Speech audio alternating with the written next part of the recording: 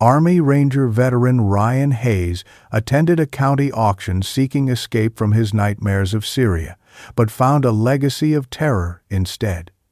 When a remote cabin in the Cascade Mountains came up for auction, the locals fell into a deathly silence. No one would bid even $1 for the property in Blackwood Hollow, no one except Ryan, who offered $500. The auctioneer's hands trembled as he pounded the gavel, and a weathered local whispered, "Another fool for the hollow." Ryan didn't know his small bid had purchased more than land.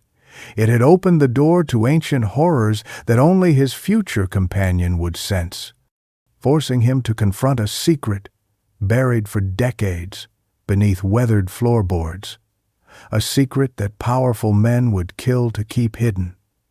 Before we continue, please consider supporting us by subscribing to the channel. The air in the county courthouse annex was stale, smelling of old paper and the faint, bitter aroma of lukewarm coffee. It was the smell of bureaucracy, a scent Ryan Hayes had hoped to leave behind forever after his discharge. He sat on a hard wooden bench near the back, a solitary figure in a room of familiar neighbors and sharp-eyed speculators.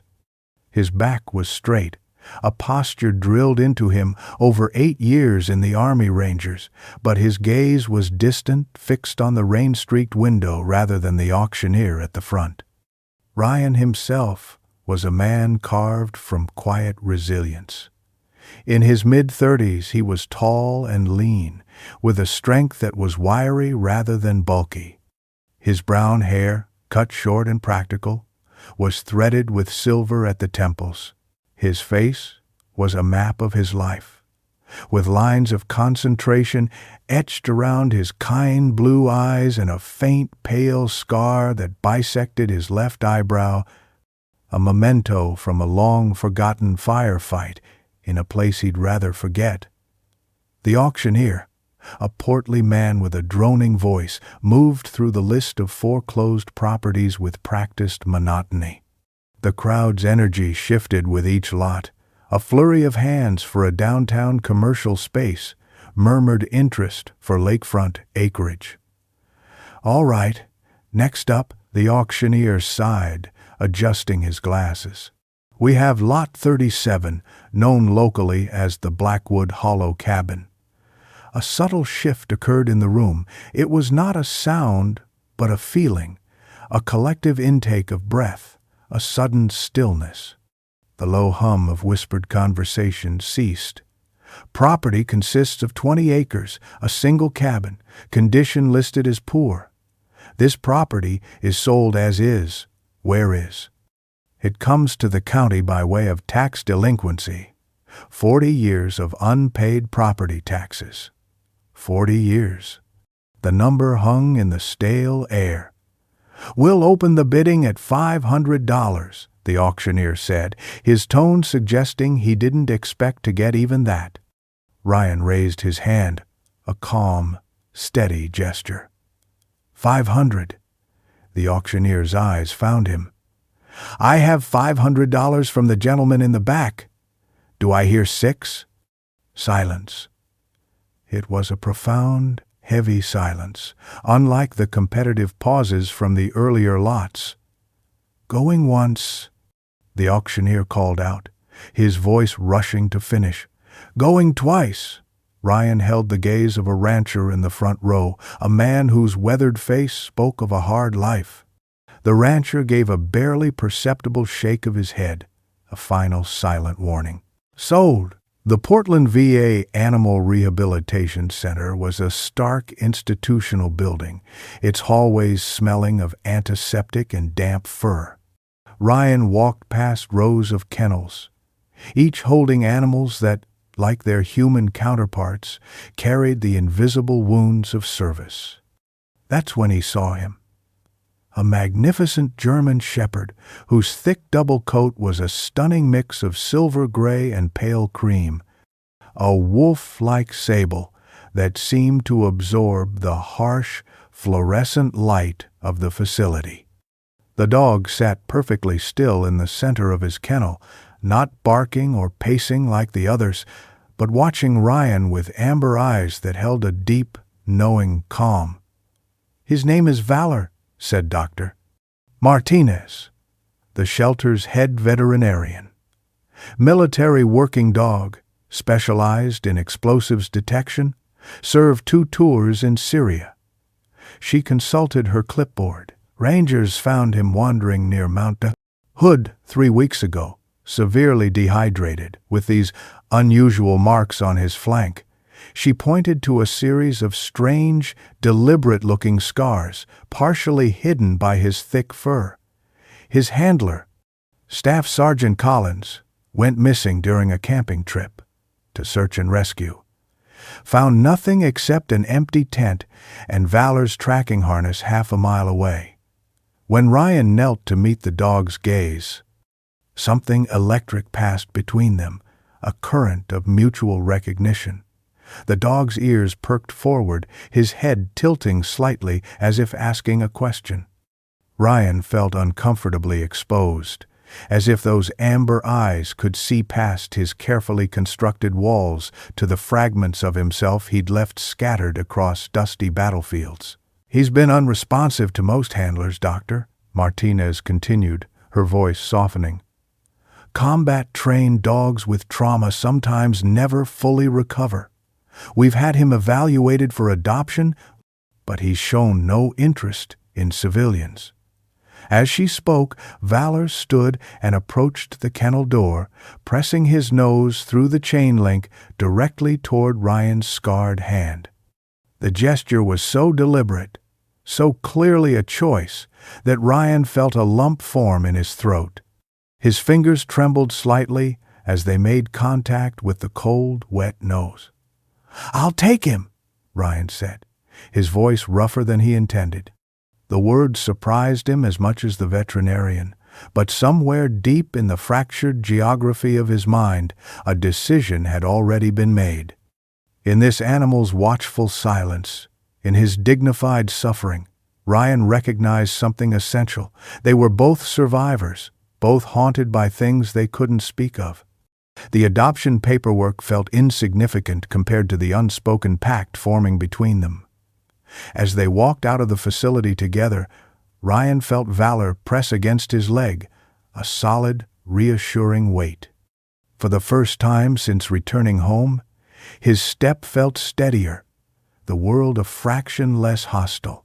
The journey to Blackwood Hollow took them deep into the Cascade Mountains, each mile carrying them further from civilization.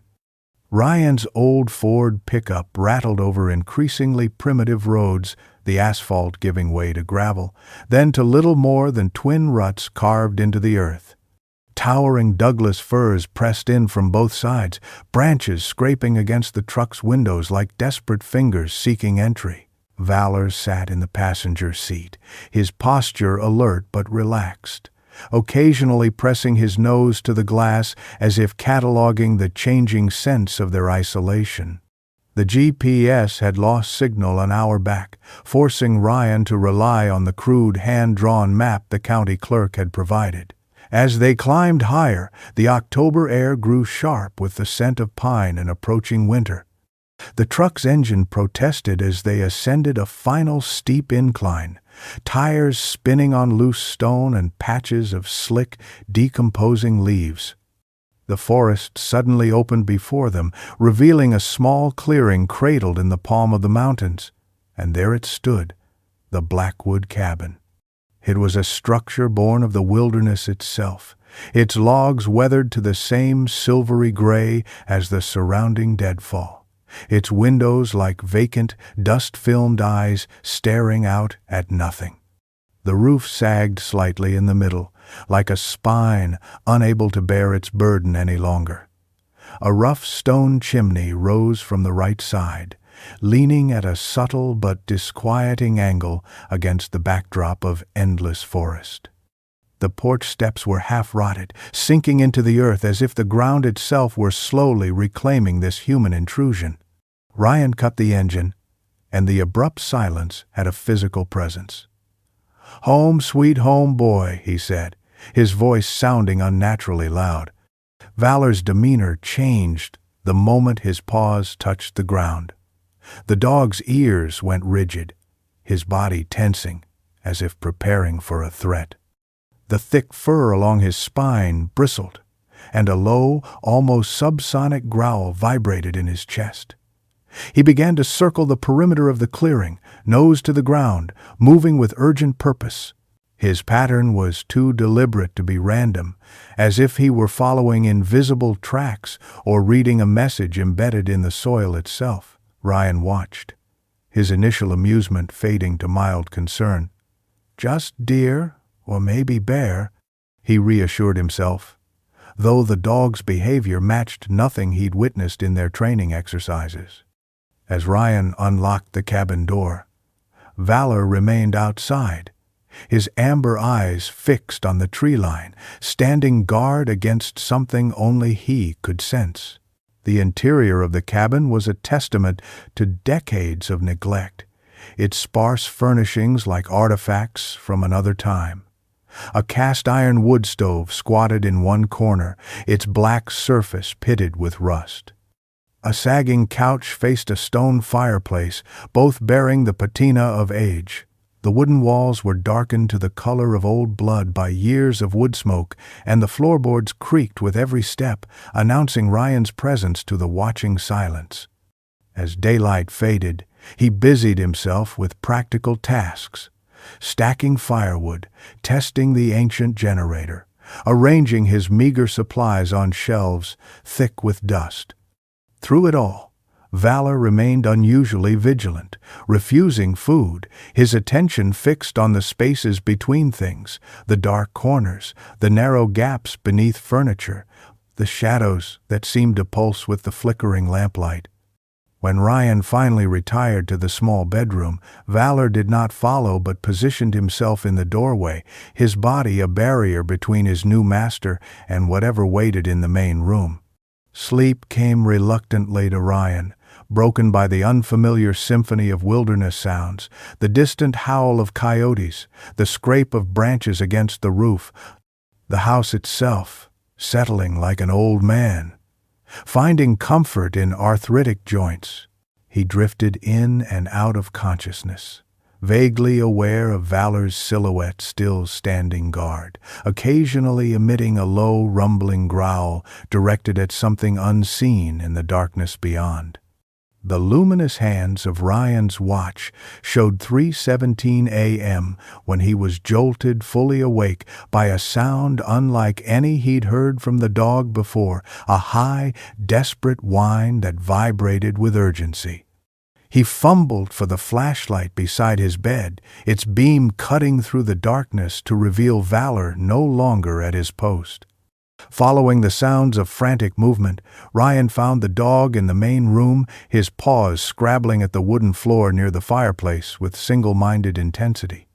The beam of light revealed deep scratches in the ancient planks, where Valor's claws had already stripped away layers of varnish and wood. What chilled Ryan's blood wasn't just the dog's obsessive behavior, but its precision. Valor wasn't digging randomly, but attacking a specific spot with surgical focus, as if he could see something beneath the solid floor that human eyes couldn't perceive. "Valor, stop!" Ryan commanded. But the dog only intensified his efforts, his whines taking on an almost human quality of desperation. As Ryan approached, he felt it. A cold spot in the air directly above where Valor was digging, as if a window had been opened to a winter night.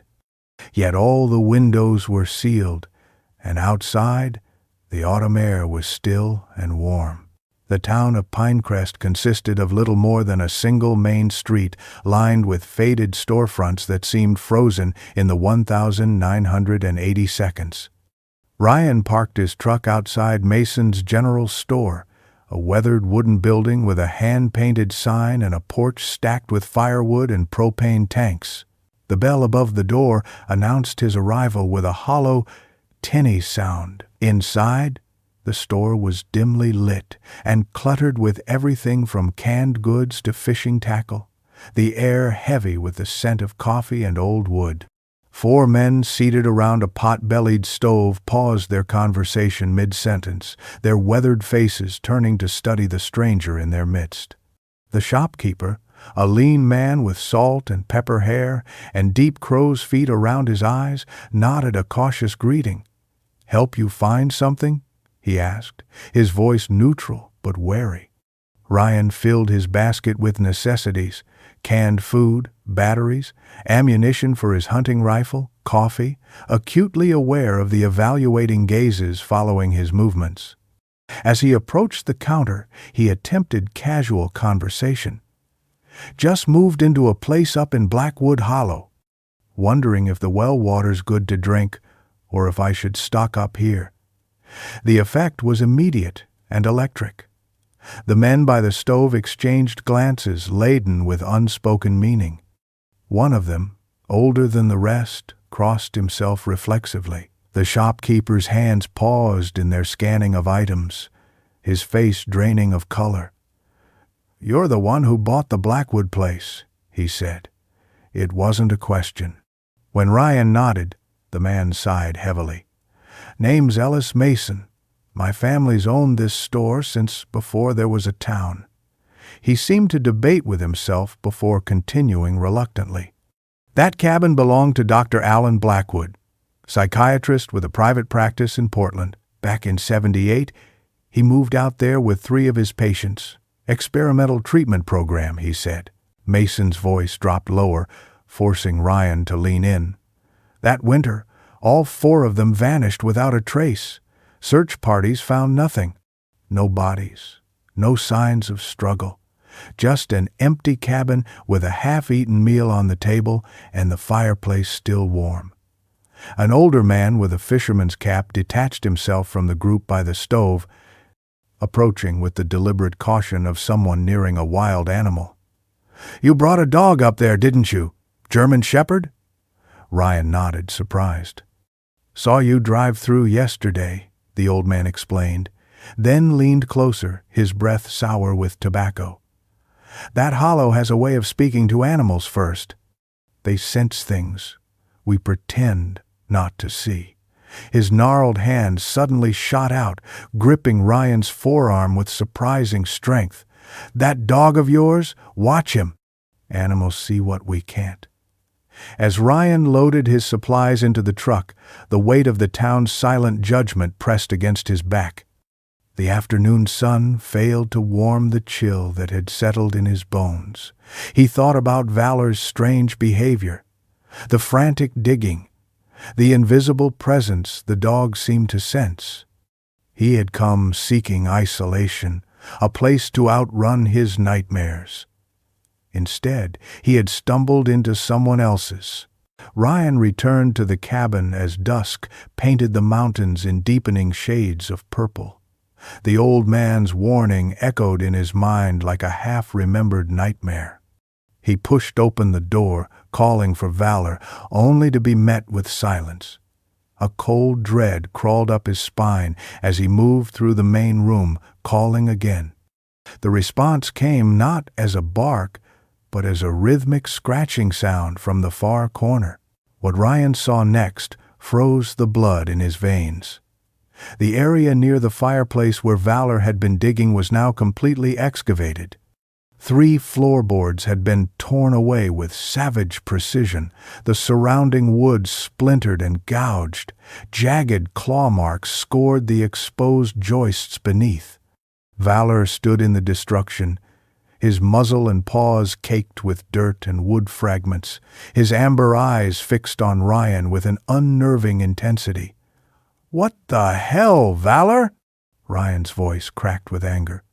But the dog didn't cower. Instead, he turned deliberately back to the hole and whined, pawing at its edge with unmistakable purpose. Ryan approached, prepared to drag Valor away from the destruction, when something in the excavated space caught his eye, a rectangular outline of metal embedded in the dirt beneath the floor joists. Kneeling beside the hole, Ryan brushed away more soil, revealing an old metal strongbox, its once bright surface now corroded to a dull green. The box's lock had been partially exposed to Valor's relentless clawing, weakening it enough that a firm twist of Ryan's hunting knife snapped it free. Inside, wrapped in a plastic sheet yellowed with age, lay a leather-bound journal, its spine cracked, its pages warped by decades of dormancy beneath the cabin floor. The faded inscription on the first page read, "Clinical Observations A. Blackwood, M.D., 1978. Ryan's hands trembled as he turned the brittle pages, the cabin growing darker around him as night fell. He lit the kerosene lamp, its yellow glow casting long shadows as he read entries that grew increasingly disturbing. The early pages detailed conventional psychiatric treatments for 3 patients, referred to only by initials. Then came the discovery. A passage dated the 17th of April, 1978. Explored the cave system beneath the property today. K.L.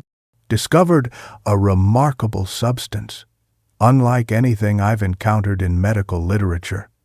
Black with a blue luminescence when disturbed. Initial tests suggest neurological effects. Potential treatment applications are staggering. Subsequent entries documented treatment sessions with the substance.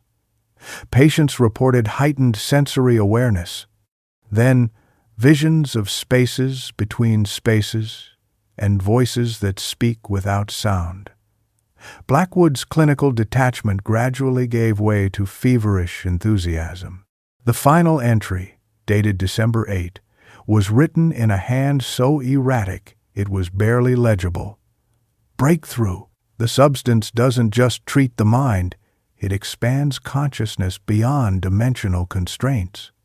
We are on the cusp of changes that will transform humanity forever. The writing suddenly shifted, the pen digging deep gouges into the paper. They're watching, coming for us. They know what we've found. Must hide the evidence. T.S. has prepared the dog. He alone will remember where. The entry ended in a violent slash across the page. Ryan looked up at Valor, who sat watching him, utterly still except for the slow, deliberate thump of his tail against the floor, once, twice, 3 times. A perfect cadence, like a coded message. Morning brought no relief from the journal's disturbing revelations. Ryan paced the cabin, the floorboards protesting beneath his weight as he struggled to rationalize what he'd read. Experimental treatments using an unknown substance? Patients experiencing dimensional shifts? It sounded like the ramblings of a man descending into psychosis. Yet the clinical precision of the early entries suggested a sound mind. Valor watched him from beside the excavated hole, his posture alert, expectant. When Ryan finally stepped outside for fresh air, the dog bolted past him, heading straight for the dense tree line behind the cabin. "Valor, heel!" Ryan called, but the command fell on deaf ears. The dog paused at the forest edge, looking back with that same deliberate gaze that seemed to convey more than animal intelligence. He barked once, then disappeared into the undergrowth. Cursing, Ryan grabbed his hunting knife and flashlight before following. What he had assumed was impenetrable forest revealed itself as an overgrown trail, nearly reclaimed by nature but still faintly visible. Ancient stone markers, weathered to formless lumps, occasionally lined the path. Valor stayed just ahead, stopping periodically to ensure Ryan followed. After 20 minutes of increasingly difficult terrain, they reached a clearing dominated by a massive oak tree. Its trunk was gnarled and twisted, easily 12 feet in diameter, its branches creating a canopy that blocked most sunlight. At its base, Valor was already digging with the same frantic energy he'd shown at the cabin floor. "Not again," Ryan muttered, approaching the excavation. This time, however, the dog's efforts quickly revealed something man-made, a circular edge of rusted metal. Ryan dropped to his knees, helping clear away decades of accumulated soil and roots. Within minutes, they had exposed an old metal hatch, its surface corroded and partially fused with the surrounding earth. A heavy iron ring served as its handle. Every instinct screamed at Ryan to walk away, to return to the cabin and pack his belongings. Instead, he found himself gripping the iron ring with both hands, straining against 40 years of sealed isolation. With a sound like a tomb being opened, the hatch finally yielded, revealing a narrow stone staircase spiraling into absolute darkness. The air that rose from below was stale and cold, carrying an odor Ryan couldn't identify, metallic yet organic, like blood mixed with ozone. Valor stood at the entrance, ears fully erect, tail rigid. The dog looked at Ryan, then at the dark passage, his message unmistakable. "This is insanity," Ryan whispered, clicking on his flashlight. Its beam seemed feeble against the consuming darkness below, yet he found himself taking the first step down, then another. Valor followed close behind, his nails clicking on stone steps that looked far older than the cabin, far older than anything that should exist in this remote wilderness. The staircase wound downward in a tight spiral, the temperature dropping with every turn.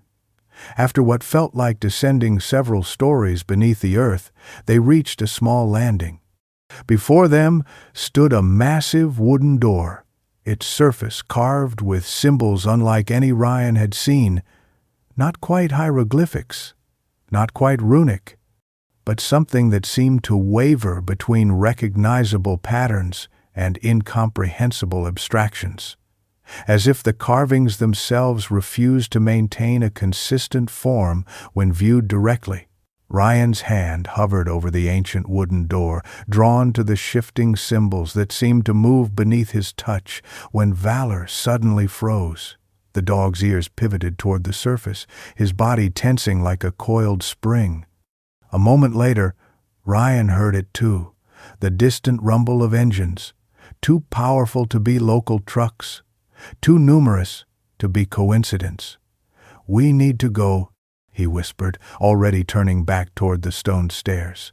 They ascended rapidly, emerging from the hatch just as the sound of vehicles grew louder. Ryan barely had time to pull the metal cover back into place and conceal it with scattered leaves before dragging Valor behind the massive oak tree. Through gaps in the underbrush, he watched 3 identical black SUVs with government plates pull into the clearing around his cabin. 8 figures in tactical gear emerged, moving with the coordinated precision of military units Ryan had served alongside. But these weren't military. Their unmarked black uniforms and equipment spoke of something more clandestine. A woman emerged from the lead vehicle, her posture radiating authority. Tall and angular, with silver-streaked dark hair pulled into a severe knot, she surveyed the cabin with cold calculation. "Secure the perimeter," she ordered, her voice carrying clearly through the still forest air. "Priority 1 is locating the journal and any samples. Priority 2 is the dog." The team moved with practiced efficiency, 2 men taking position outside while the others entered the cabin. Through his hunter's binoculars, Ryan could see them methodically searching, tearing up furniture, checking walls for hidden compartments. The woman, someone called her Director Pierce, focused immediately on the excavated floorboards, kneeling beside the hole with an expression of grim satisfaction. She removed a small device from her pocket, waving it over the exposed soil. It emitted a high-pitched tone that made Valor shudder against Ryan's leg. "Trace elements present," she announced into a sleek radio. "Consistent with Site 7 samples. The dog has found it." She stood, brushing dirt from her immaculate black pantsuit. "The dog is key. Its genetic markers will lead us to the primary containment site. Find it. And find Whoever owns this place. Valor's muscles trembled against Ryan's restraining hand, a growl building deep in his chest. Ryan pressed his face close to the dog's ear. "Quiet," he breathed, barely a whisper. "We can't fight them." As if understanding perfectly, Valor stilled, though his amber eyes remained fixed on the intruders with an intensity that sent chills down Ryan's spine. They were hunting something connected to Blackwood's journal, to the substance he'd discovered, and somehow, inexplicably, to Valor himself. They didn't stop running until the forest grew too dark to navigate safely, Ryan's lungs burning and Valor's tongue lolling as they finally collapsed in a dense thicket miles from the cabin. The autumn night descended with brutal cold, forcing them to keep moving to stay warm. Using the stars for navigation, Ryan led them in a wide arc around the property, avoiding the roads where the black SUVs might patrol. Near midnight, the scattered lights of Pinecrest appeared through the trees like beacons. The town was silent, most buildings dark except for the Timberline Diner, its neon, open 24 hours sign buzzing in the stillness. Ryan brushed pine needles from his clothes and ordered Valor to wait in the shadows before slipping inside. The diner was empty except for a wiry older man nursing a coffee at the counter, his security guard uniform faded but meticulously pressed, a patch on his shoulder, reading "Threshold Facility Security." When the waitress stepped into the kitchen, Ryan approached him cautiously. "Mind if I join you?" The man shrugged, eyes never leaving his coffee. "Free country." His name tag read Simmons. Ryan ordered coffee, then lowered his voice. "I'm staying up at the old Blackwood place." The security guard's hand froze midway to his mouth, coffee sloshing over the rim. His weathered face drained of color as he slowly set the mug down. "Nobody's lived there since '78, he said flatly, eyes now fixed on Ryan with sudden intensity. "How do you know that name?" Ryan hesitated, then gambled. "I found his journal. About the experiments, the substance." Walter Simmons' eyes darted to the windows, checking for watchers. "Not here," he whispered. 30 years as night watchman at the Threshold Research Institute, and the only thing I learned was that walls have ears." He scribbled an address on a napkin. "My shift ends at 4 a.m. Meet me there." As Ryan turned to leave, Walter grabbed his wrist. "That institute employed half this town before the shutdown." Blackwood was brilliant, headed their Special Projects Division until he suddenly resigned, took 3 patients, and vanished into that hollow. His voice dropped further. "Whatever you found up there, son, it's cost lives before." They never stopped looking for it. Outside, Valor emerged from the shadows, pressing against Ryan's leg, as if sensing his unease. They had found an ally, but also confirmation of a truth more disturbing than he'd imagined. They were now pawns in a decades-old game whose rules and players remained hidden in darkness. Walter's small bungalow sat on the edge of town, its peeling paint and overgrown yard suggesting a man who lived alone with his memories. Inside, the walls were lined with newspapers dating back decades, each headline featuring the Threshold Research Institute from its grand opening in 1967 to its sudden closure in 1982. The security guard moved with the slow deliberation of a man accustomed to night shifts, brewing strong coffee as dawn approached. "Town hall opens at 7, he explained, sliding a mug toward Ryan. "Records division is in the basement. Officially, it's restricted, but they never changed the locks after the institute shut down."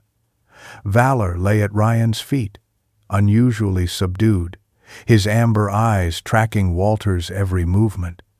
The old man noticed. "That dog?" he muttered. "Something familiar about him." They slipped into town hall through the employee entrance. Walter nodding to a drowsy receptionist who barely glanced up. The basement archive smelled of mildew and forgotten secrets, row upon row of metal filing cabinets stretching into shadowy corners. Walter's security badge opened a padlocked gate marked Classified Municipal Records, Authorized Personnel Only. Inside, he moved unerringly to a cabinet labeled Threshold Research Institute Personnel. The file marked Blackwood Allen was thicker than Ryan expected. Walter spread its contents across a dusty table. Employment records, research proposals, security clearances signed by generals whose names Ryan recognized from history books. But it was a document marked Project Echo Classified that captured their attention. "My God," Walter whispered, his finger tracing the government seals at the top. This was Level 5 clearance. I didn't even know it existed. Blackwood's elegant handwriting filled the margins with notes like dimensional permeability and canine sensitivity to boundary fluctuations. His resignation letter was clipped to the back. I cannot in good conscience continue research on the substance when its application has shifted from healing to weaponization. The ethical boundaries crossed cannot be uncrossed. Beneath it lay a yellowed photograph, 4 researchers in white coats standing before equipment Ryan didn't recognize. At their feet sat a German shepherd with distinctive silver-gray markings identical to Valor's. The dog tag visible in the photo read Sentinel. As they hurriedly replaced the files, Ryan glanced out the narrow basement window.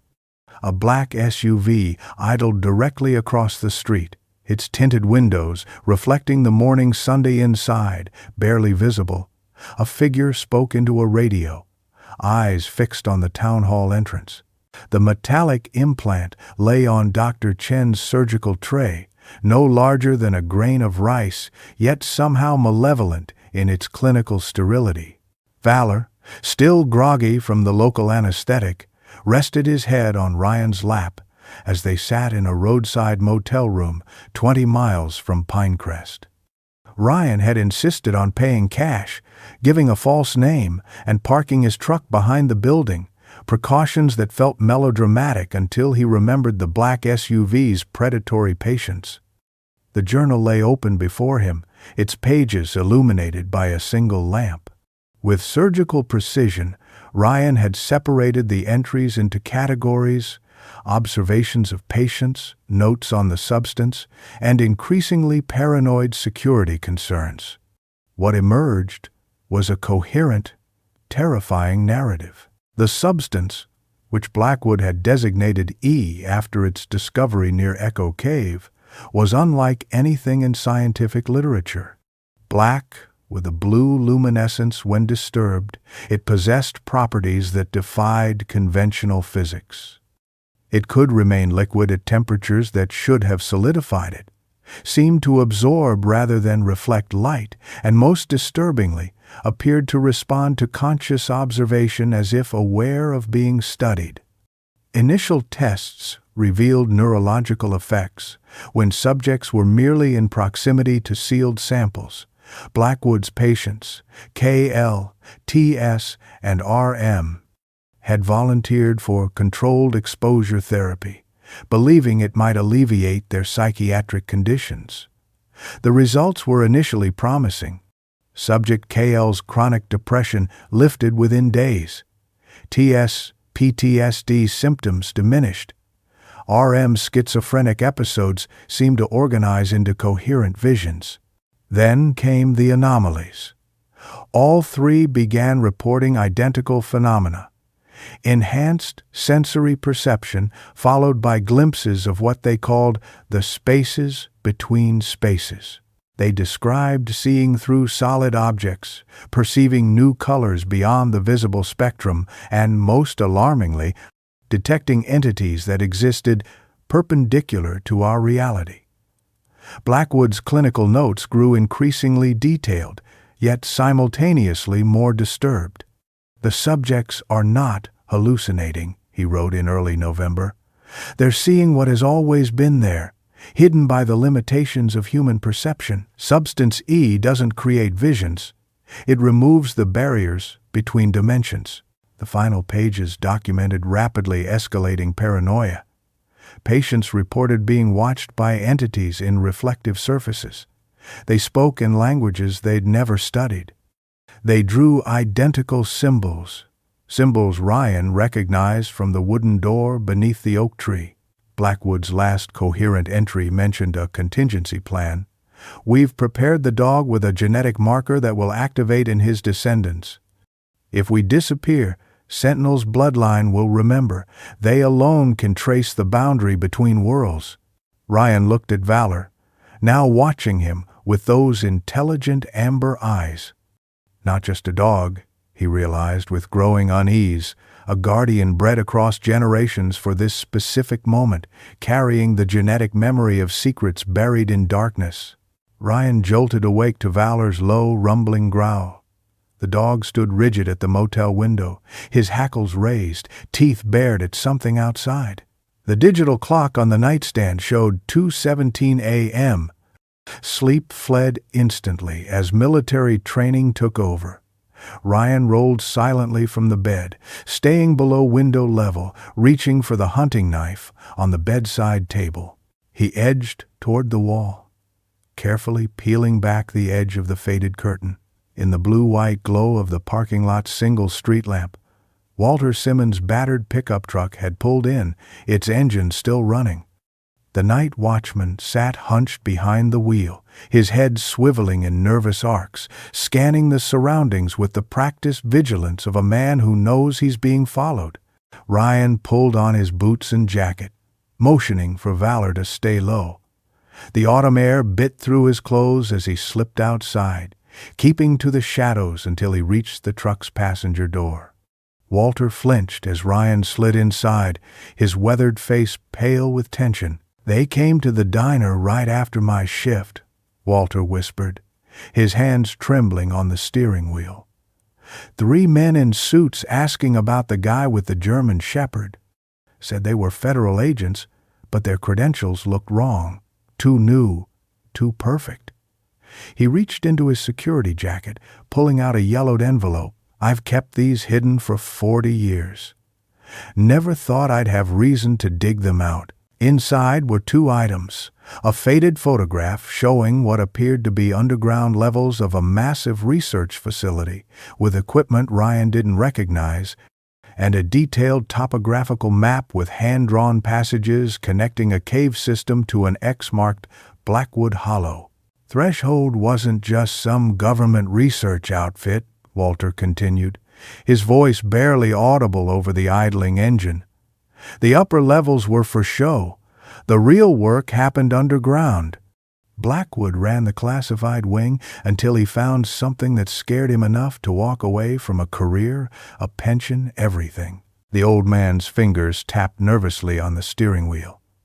"These tunnels connect directly to the caves under your cabin. Whatever Blackwood found is still down there. And whatever your dog is carrying in his bloodline, it's the key they've been looking for." A flicker of movement caught Ryan's eye, something hovering outside the motel window where they'd been talking. A small matte black drone, nearly invisible against the night sky, its camera lens reflecting the streetlight in a single red pinpoint like a malevolent eye. Before Ryan could react, it darted upward and vanished into the darkness. Walter's face drained of remaining color. "They've found you. Go now. Don't look back." They abandoned the motel before dawn, taking back roads and hiking the last 3 miles through forest to avoid detection, Valor leading the way with unerring confidence, while Ryan followed with the hunting rifle ready. The cabin stood in eerie stillness, but evidence of thorough searching was everywhere. Furniture overturned, walls checked for hollow spaces, floorboards pried up beyond Valor's original excavation. Even the old wood stove had been dismantled, its components scattered across the floor like a mechanical autopsy. Ryan gathered the essentials: Blackwood's journal, bottled water, protein bars, extra ammunition, and a first aid kit, stuffing everything into his military rucksack before they slipped back into the forest toward the ancient oak. The metal hatch opened easier this time, its hinges loosened from their recent use, the stone staircase below now marked with fresh boot prints that weren't their own. Ryan descended with his flashlight beam sweeping anxiously ahead. Valor pressed against his leg as they reached the wooden door with its shifting symbols. This time, Ryan pushed it without hesitation, feeling resistance before it swung inward with a heavy groan of ancient hinges. The smell hit him first. That same metallic organic scent, stronger now, almost overpowering.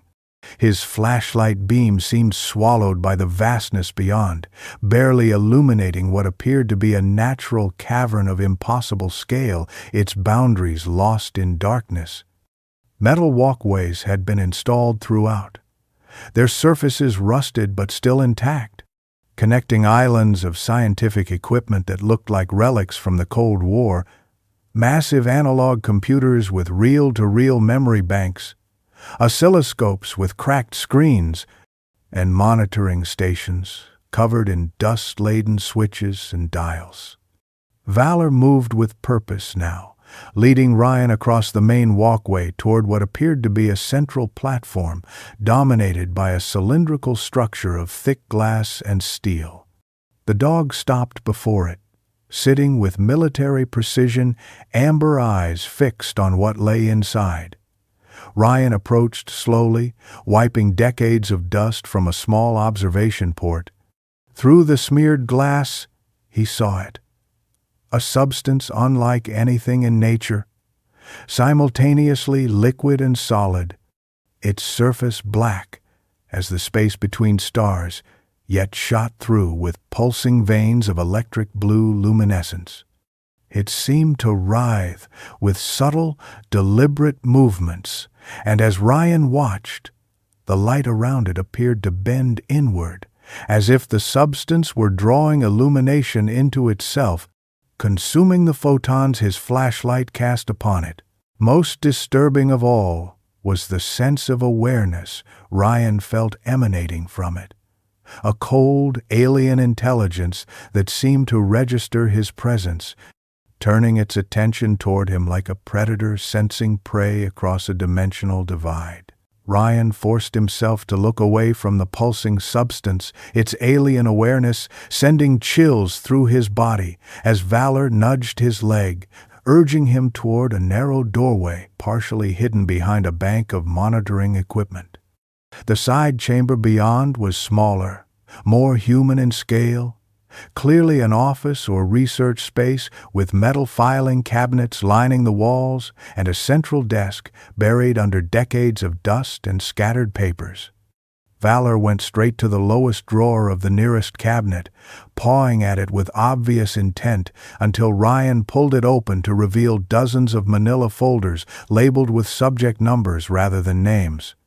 He spread the contents across the desk, revealing psychological evaluations, brain scans, and treatment logs for Blackwood's 3 patients, each documenting increasing exposure to substance E and the resulting perceptual anomalies. But it was the final folder, labeled simply Subject 7, that caused Ryan's breath to catch in his throat.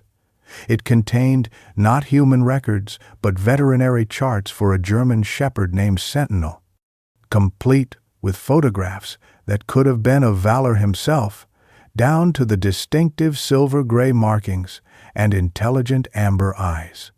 The clinical notes documented controlled environmental exposure to substance E in gradually increasing durations, resulting in what Blackwood described as unprecedented cognitive abilities and apparent awareness of normally imperceptible stimuli. Unlike the human subjects, Sentinel showed no psychological distress, instead developing what the researcher called focused sensory attention to dimensional anomalies, and apparent ability to detect fluctuations in local space-time integrity. The final entry, dated 1 week before Blackwood's disappearance, described the termination of Project Echo by Military Oversight Committee and orders to prepare all samples for weapons application research. Clipped to this was a handwritten note in Blackwood's increasingly erratic script. "They don't understand what they're dealing with. This isn't a weapon. It's a sentient probe from somewhere beyond conventional dimensions. I've taken Sentinel and enough samples to maintain the boundary detection system. The government thinks this is about weapons, but it's about survival. These entities are watching us, waiting for a way in. Sentinel's bloodline must be preserved at all costs. His descendants will carry the genetic markers that allow perception of the boundary. They are the only ones who can sense when it thins." Ryan looked at Valor, who sat watching him with unnatural stillness. Those amber eyes, no longer seeming merely intelligent, but aware in a way that transcended normal animal consciousness, the living legacy of a decades-old experiment and humanity's unwitting sentinel against forces beyond comprehension. The unmistakable echo of approaching footsteps froze Ryan mid-motion, his hand still resting on Sentinel's records as Valor's ears snapped forward in alert recognition. With practiced military silence, Ryan extinguished his flashlight and pulled Valor into the narrow space between two equipment cabinets, their breathing controlled and shallow as 3 beams of light swept into the main chamber beyond. Director Pierce's voice carried with clinical precision, each word sharp as a scalpel cutting through the cavern's heavy silence. Full spectrum analysis on the containment vessel. No breaches. Minimal degradation after 40 years. It's still active. Ryan peered through a small gap in the doorway, watching as Pierce approached the cylindrical chamber, her silver-streaked hair catching the harsh glare of tactical flashlights wielded by 2 guards in unmarked black fatigues. She wore not tactical gear but an immaculate charcoal suit that absorbed rather than reflected light, moving with the calculated precision of someone accustomed to authority. "Remarkable preservation," she continued, speaking into a small digital recorder as she circled the containment unit. "Blackwood's stabilization matrix has maintained molecular cohesion far beyond projected parameters. Substance E remains viable for extraction and transport to Threshold Prime." One of the guards swept his light across the dusty floor, the beam illuminating a perfect trail of paw prints leading directly to Ryan's hiding spot. "Director," the man called, his voice unnaturally flat. "We have fresh tracks." Pierce froze, her expression shifting from clinical detachment to predatory focus as she knelt beside one of the prints, her gloved finger hovering just above the dust without touching it.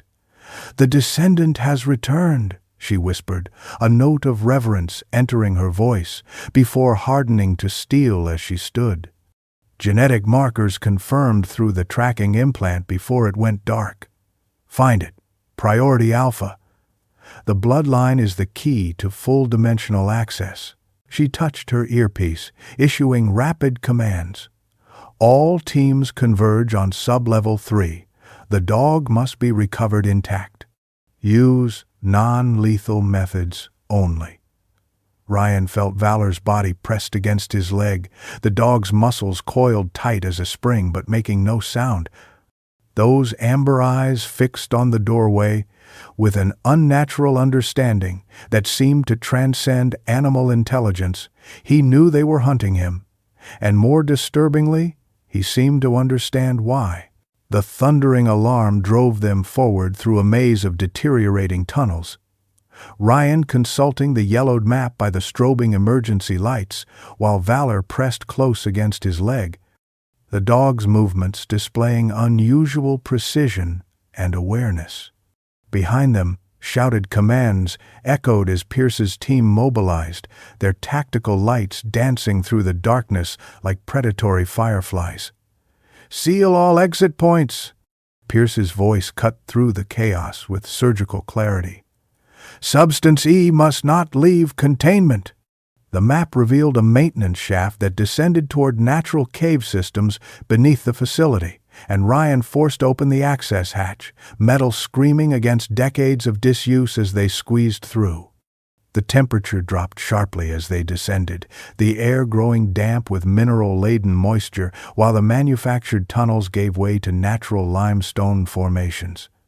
Stalactites hung like ancient teeth from the ceiling, illuminated now by an eerie blue luminescence that seemed to emanate from the stone itself, the same haunting glow Ryan had seen pulsing through Substance E. Through gaps in the rock, they glimpsed the main containment chamber from below, a horrifying tableau frozen in emergency lighting. The cylindrical vessel had ruptured, its reinforced glass shattered outward, and the substance now floated freely in the air, like a sentient oil-slick tendrils of midnight blue-black energy, extending toward Pierce's team as they backed away, weapons raised uselessly against something bullets couldn't harm. A technician in a hazmat suit collapsed, convulsing as luminous blue light seeped from his eyes and mouth, while the substance appeared to absorb something invisible from him, something essential. "It's feeding," Ryan whispered, the realization striking with sickening clarity. "Not attacking, harvesting." Valor tugged urgently at his sleeve, pulling him away from the horrific scene and deeper into the caves where the blue luminescence grew stronger, revealing ancient petroglyphs carved into the stone, symbols identical to those on the wooden door, depicting elongated figures stepping through tears in reality, while canine shapes stood guardian at the boundaries. Ryan understood with sudden, terrible clarity what Blackwood had discovered. This wasn't the first incursion. Throughout human history, the barriers between dimensions had thinned, allowing visitors through, and each time, sentinels with enhanced perception had detected the breach. The path forward suddenly split, one branch leading deeper into the mountain's heart, where the blue glow pulsed like a beacon, the other ascending toward what appeared to be a natural exit. Valor stood at the junction, amber eyes fixed on Ryan's face, waiting for a decision that would determine whether they fled from this nightmare or followed Blackwood's final journey toward an even greater mystery. Ryan abandoned the deeper path, some instinct compelling him back toward the main chamber despite the danger, a decision Valor seemed to approve of. Leading the way through narrow fissures in the limestone until they reached a concealed observation platform overlooking the containment area. Below, a scene of clinical precision had transformed into barely controlled chaos. A team of technicians in sealed hazmat suits had surrounded the fractured cylinder, using specialized equipment to extract floating globules of Substance E into portable containment units. Pierce watched from behind protective glass, her voice issuing calm commands that contradicted the fear evident in her rigid posture. "Stabilization protocols holding at 60%, reported a technician, his voice distorted through his breathing apparatus. Molecular cohesion fluctuating, but within acceptable parameters for transport. The substance pulsed with increasing intensity as they worked, its blue-black tendrils stretching with deliberate, almost curious movements toward the extraction devices. Suddenly, one tendril lashed out with impossible speed, piercing through a hazmat suit as easily as smoke through cloth, connecting directly with the technician inside. The man convulsed violently, his scream cut short, as luminescent blue fluid began seeping from his eyes and mouth, streaming upward against gravity to rejoin the hovering mass of Substance E. The lights throughout the facility flickered wildly as two more guards collapsed, their bodies arching in unnatural angles as the same luminous essence was pulled from them, feeding the growing, pulsing entity that had escaped its prison. "Full containment breach," Pierce shouted, slamming her palm against an emergency panel that sealed the observation room where she stood. "Evacuate immediately! Protocol Omega is in effect!" The remaining team fled in panic as the substance stabilized into a roughly spherical mass, now triple its original size, floating freely at the chamber's center. It rotated slowly, as if surveying its surroundings, before its movement stopped precisely when oriented toward Ryan's hiding place, a deliberate, unmistakable acknowledgement of his presence. Valor stepped forward before Ryan could stop him, positioning himself at the edge of the platform, his posture neither aggressive nor fearful, but watchful, alert.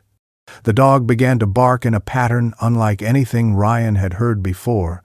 3 sharp barks, pause, 2 lower barks, pause, then a sustained growl that vibrated at a specific pitch. The substance recoiled slightly, its tendrils withdrawing as if encountering an unexpected resistance before stabilizing at a fixed distance, a standoff between ancient guardian and interdimensional visitor. The momentary standoff between Valor and the substance gave Ryan precious seconds to scan the chamber for an escape route.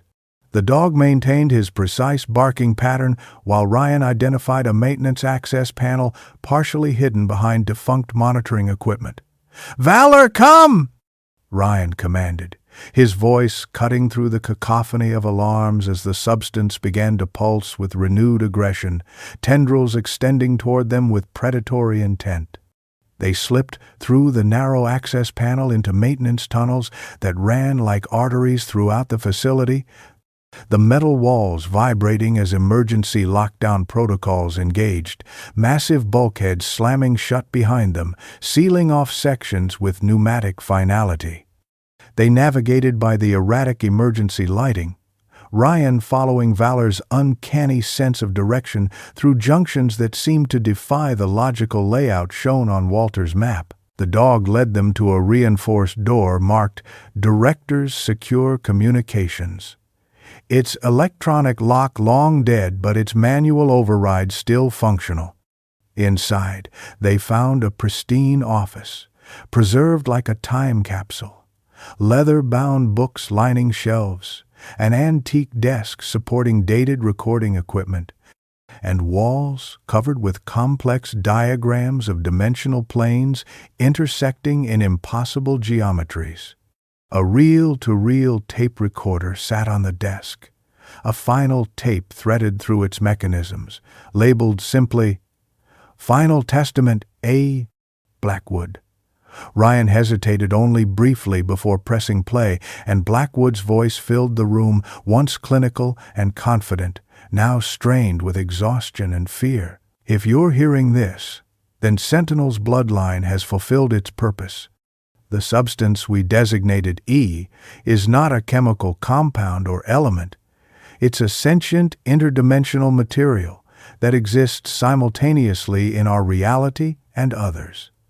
Its primary function appears to be weakening the barriers between dimensions, what I've come to call thinning the veil. The military applications were immediately obvious to my superiors.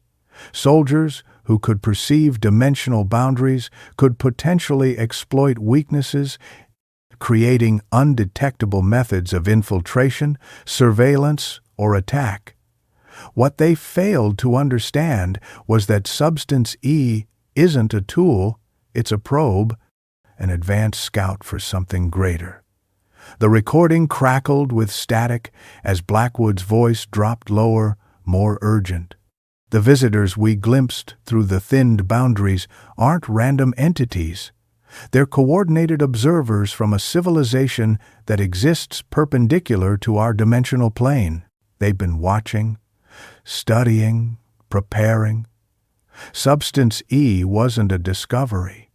It was deliberately placed for us to find. And now they know we've found it. Ryan met Valor's steady gaze as the recording continued.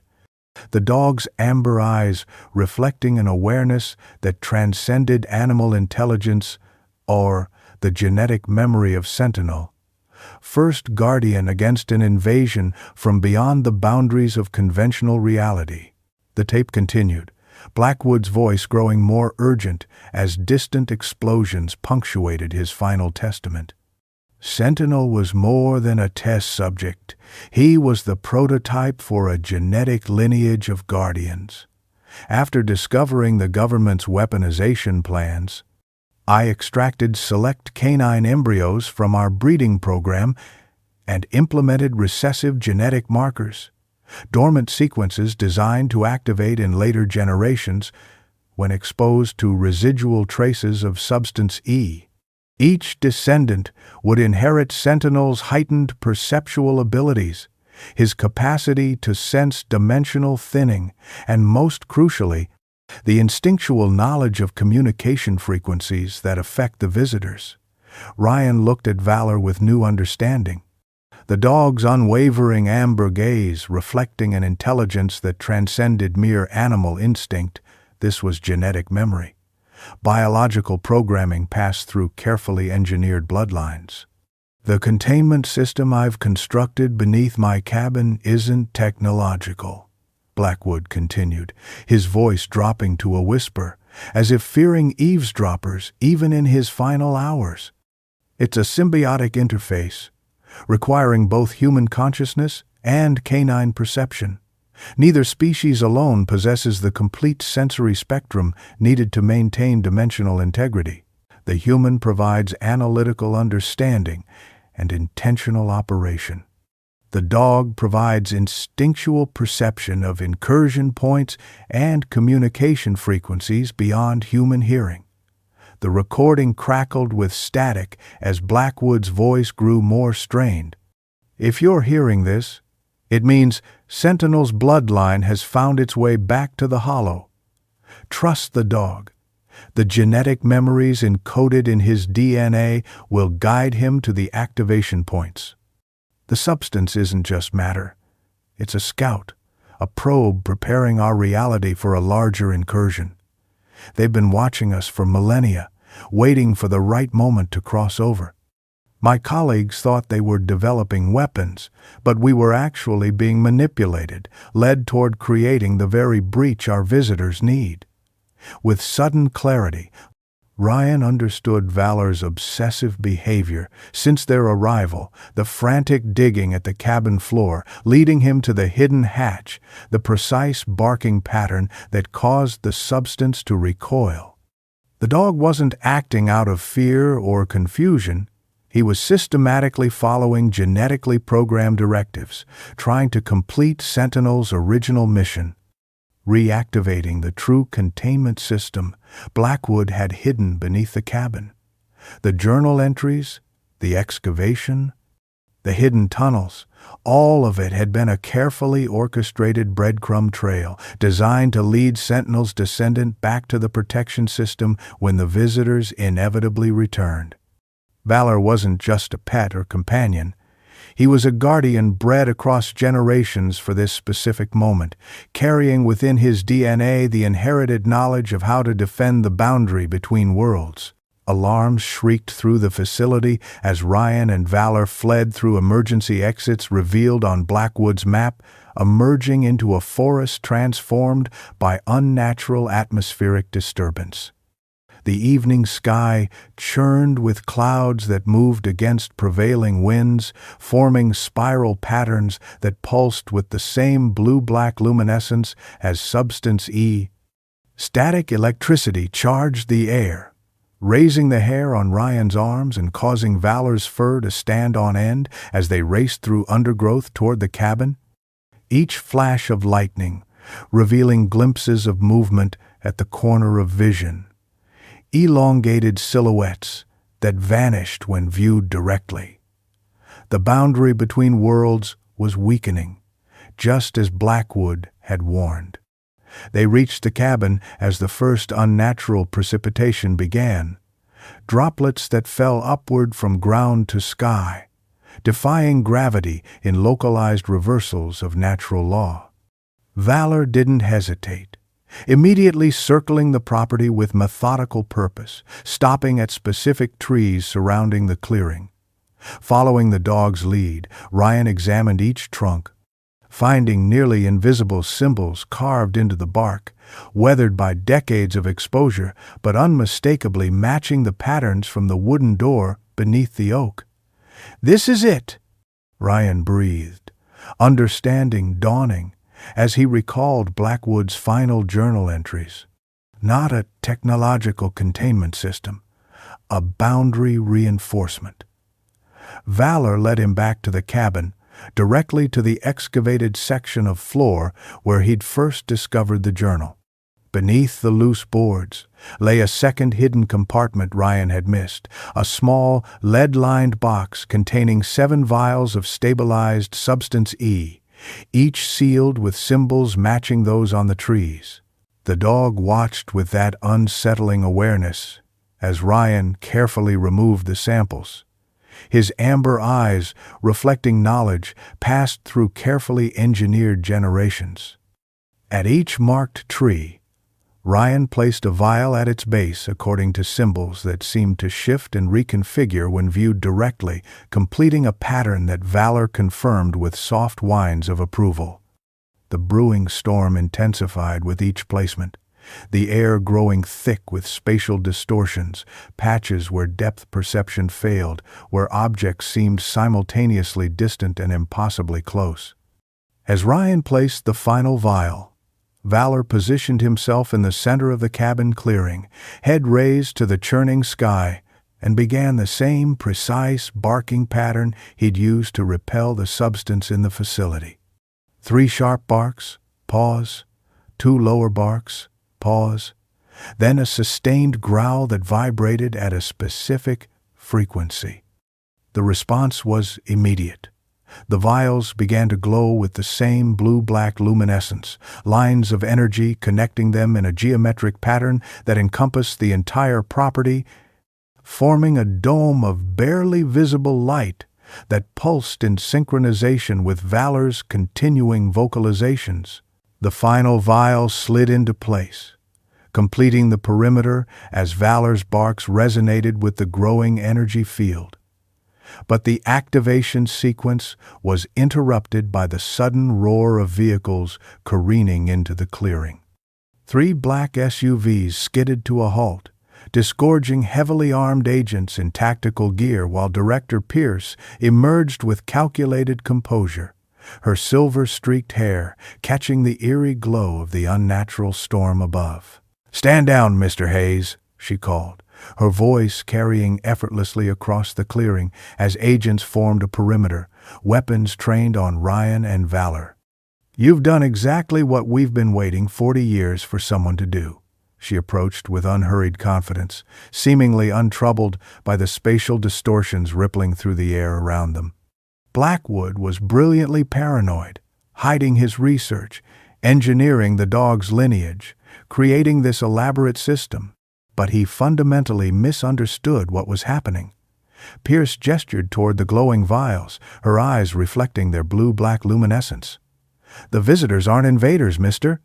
Hayes, they're the most advanced civilization we've ever encountered, existing in dimensions perpendicular to our own. Their technology, their knowledge could advance humanity by centuries. We never abandoned the project.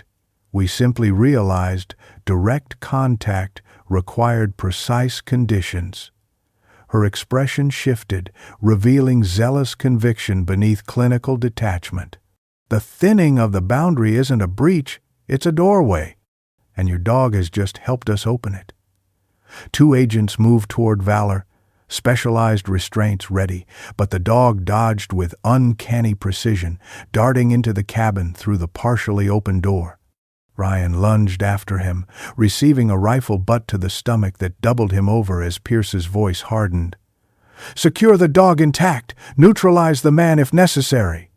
Inside the cabin, Valor had positioned himself before the fireplace, pawing frantically at a specific stone in the hearth, a stone identical to those marked with symbols around the property. Before the agents could reach him, The dog pressed his paw into a depression that had been invisible until that precise moment, perfectly sized for a canine print. The effect was immediate and overwhelming. The cabin itself began to hum with energy, the walls vibrating at frequencies that sent the agents staggering backward, their weapons clattering to the floor as if suddenly magnetized. The floorboards glowed with the same blue-black luminescence as the vials, geometric patterns of light spreading outward from the hearth in fractal configurations that matched the symbols on the marked trees. Director Pierce stood transfixed in the doorway, her expression wavering between triumph and the first flickerings of uncertainty as the cabin transformed around them. Not just a residence, but the central hub of a system far more complex than she had anticipated. The cabin's transformation continued with escalating intensity, the humble structure shedding its disguise like a butterfly emerging from a decades-long chrysalis. Floorboards reconfigured themselves with liquid precision, revealing intricate circuitry embedded in patterns identical to the symbols on the wooden door. Walls became transparent in sections, displaying holographic interfaces that materialized from seemingly empty air, their blue-black luminescence casting Director Pierce and her stunned agents in alien light. Ryan stood transfixed as three-dimensional projections bloomed throughout the space. A perfect globe suspended in the center of the room, its surface marked with pulsing points of energy concentrated around fault lines, ancient ruins, and magnetic anomalies. Each point flared with varying intensity, some barely visible, others dangerously bright, all connected by threads of light that formed a complex web encompassing the entire planet. Historical data scrolled alongside the display, documenting identical energy signatures detected throughout human history.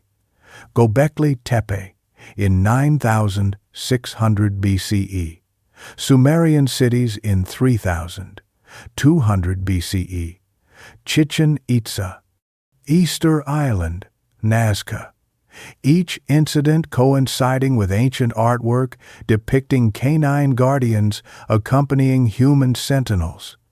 Archaeological photographs materialized, showing cave paintings, carvings, and tablets from every continent, all featuring the same fundamental imagery: dimensional tiers with elongated visitors emerging, opposed by the combined forces of human consciousness and canine perception. The most recent incidents were marked with Blackwood's detailed notes highlighting his discovery of what had been hidden in plain sight for millennia: that humanity had never been alone, that the boundaries between realities had always been permeable, and that throughout history, guardians had maintained the balance. Another display revealed a network of monitoring stations identical to the cabin, positioned at strategic locations worldwide, many abandoned or destroyed, but some still active, maintained by descendants of the original guardians who had constructed this global early warning system long before recorded civilization. Valor stood at the center of it all, his posture reflecting not just animal intelligence but inherited purpose. His genetic lineage, a living continuation of an ancient pact between species, humans providing the analytical understanding to interpret warnings, canines providing the perceptual abilities to detect incursions before they manifested fully in our reality. As Ryan absorbed these revelations, a final hologram materialized, Blackwood himself, recorded decades earlier but speaking directly to this moment. If you're seeing this, the system has reactivated. You stand at a crossroads that humanity has faced many times before. Contact with beings whose comprehension of reality transcends our own. They are neither inherently malevolent nor benevolent. They are simply different, existing in dimensions where our concepts of ethics hold no meaning. The choice has always been the same: controlled communication through the containment system or unrestricted access that risks the fabric of our reality. The holographic displays flickered with urgent warning signals as the substance reached critical mass. The vials Ryan had placed around the property resonating at increasing frequencies that made the air itself vibrate with potential energy. In the center of the cabin, where the complex geometric patterns converged, reality itself began to tear. Not as a dramatic explosion, but as a delicate surgical parting of dimensional fabric. The breach resembled a vertical pool of midnight sky studded with points of light that corresponded to no known constellations, its edges pulsing with that same blue-black luminescence as the substance that had created it. Through this window between worlds, Ryan glimpsed the visitors, entities whose forms seemed to reconfigure themselves moment by moment, existing in geometries that human minds could barely process before sliding sideways into new, impossible configurations. They possessed a cold, calculating awareness that registered Ryan's presence with the clinical interest of scientists observing a laboratory specimen. Director Pierce pushed past her stunned agents, approaching the tier with an expression of religious awe mingled with primal horror. Her carefully constructed facade of clinical detachment finally crumbling as she stretched one trembling hand toward the breach. "Decades of work," she whispered, finally vindicated. Tendrils of luminous energy extended from the tier, reaching for her with deliberate purpose, not attacking but sampling, tasting the biological information encoded in her cells. Valor positioned himself between Pierce and the breach, initiating the specific barking pattern that had repelled the substance earlier. 3 sharp barks, pause, 2 lower barks, pause, then a sustained growl at a precise frequency. The visitors hesitated, their impossible forms retracting slightly as if encountering unexpected resistance. The holographic interface surrounding Ryan displayed 2 protocol options: Blackwood's final contingency, emergency containment, or controlled communication. The first would seal the breach completely, restoring dimensional integrity, but potentially trapping anyone within the activation zone, including Ryan and Valor, in a state of quantum suspension. The second would maintain the tier, but under strict parametric controls, allowing for information exchange while preventing physical incursion, the very outcome Pierce and her organization had sought for decades. Time seemed to stretch as Ryan faced his impossible choice: sacrifice himself and Valor to ensure complete protection of this reality, or trust in a controlled interface with beings whose comprehension of existence transcended human understanding. The weight of millennia pressed upon him, the legacy of countless guardians who had faced this same decision throughout human history, maintaining the delicate balance between isolation and invasion, between ignorance and potentially destructive knowledge. Ryan's hand hovered over the holographic interface for only a heartbeat. Before determination hardened his features, he activated the emergency containment protocol as Valor positioned himself at the center of the geometric patterns, his amber eyes fixed on the dimensional tear with ancient purpose. The cabin groaned like a living entity as machinery that predated modern civilization hummed to life beneath the foundation, sending vibrations through the earth that could be felt for miles. The tear in reality began to contract, the visitors' impossible forms distorting as they were pulled back to their native dimension, their cold awareness registering what might have been surprise as Valor's barking reached a fever pitch, perfectly synchronized with the containment field's energy pulses.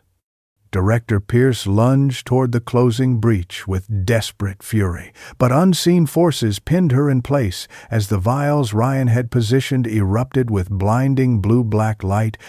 The substance within neutralized as it fulfilled its final purpose. The tier sealed with a concussive thud that knocked everyone to the floor, followed by absolute silence, broken only by the sudden whine of helicopter rotors approaching the clearing. Elite operatives in unmarked uniforms swarmed the cabin, their weapons trained on Pierce and her team, while a distinguished older man with military bearing entered last. General Westfield, Department of Dimensional Security. He introduced himself to a stunned Ryan. Dr. Blackwood's true allies. We've been monitoring your progress since you purchased this property. In the days that followed, Ryan learned the truth. Blackwood had never worked alone. His apparent paranoia actually calculated misdirection to protect a global network of guardians maintaining containment sites worldwide. Pierce's rogue operation had been tracked for years. Her obsession with weaponizing interdimensional technology, blinding her to the existence of the legitimate authority, tasked with protecting humanity's dimensional boundaries. We need a new caretaker for Blackwood Hollow, General Westfield explained as construction crews rebuilt the cabin, reinforcing its foundations while installing modern monitoring equipment that integrated seamlessly with the ancient system.